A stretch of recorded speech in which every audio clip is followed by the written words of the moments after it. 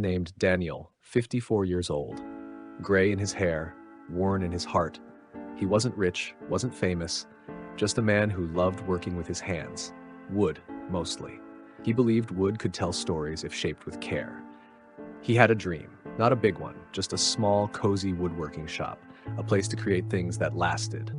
He tried to start it once, rented a small place outside town, spent months building shelves, fixing old tools, carving his first pieces, but the customers never came. He tried again, partnered with someone he trusted. They invested everything they had. That ended with a handshake and a lawyer. The business folded. Daniel walked away with debt and a broken heart. Then came the flood.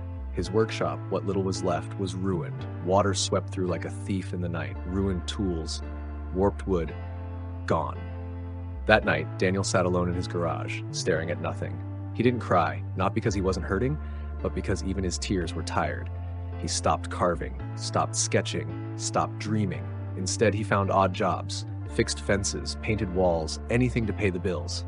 But every time he passed a piece of wood, his fingers twitched, like they remembered. Then one evening, while sipping bitter coffee, his wife sat beside him. She didn't lecture. She didn't push. She just looked at him with the kind of love that sees your soul and whispered, "You don't need to succeed, Daniel. You just need to try. One last time." Those words echoed in his mind, all night. By sunrise, he was sketching again. Lines shaky at first, then sharper. He dusted off his old tools, still rusted but familiar.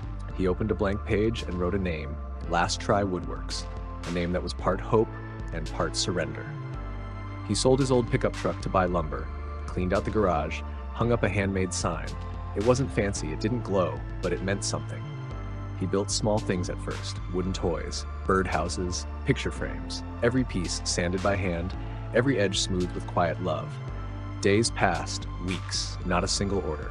Daniel began to wonder, was this his final mistake, until one afternoon, a boy, maybe 7 years old, walked past with his mother. He stopped, eyes wide, pressed his face to the garage window.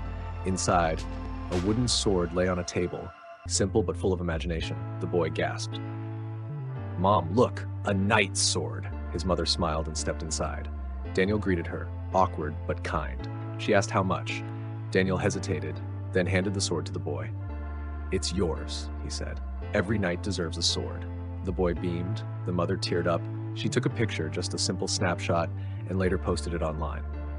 "A stranger gave my son a dream today. Handmade, honest, support local hearts."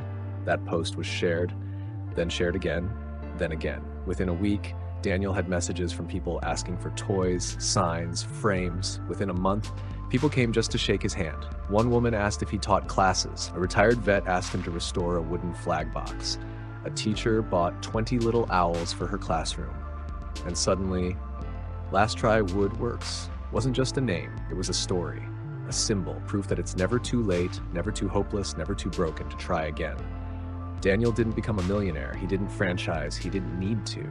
His garage became a workshop. His workshop became a haven, a place where people felt something real. Years later, a young man visited him. Nervous, eager. Said he wanted to start a business, but kept failing. Said he was ready to give up. Daniel listened, then handed him something small, a wooden compass he carved by hand.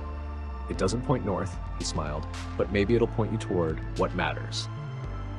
The young man left in silence, but with something he didn't come in with, hope. That night, Daniel stood outside his shop. It was quiet. The porch light buzzed. A hand-carved sign still hung by the door, Last Try Woodworks.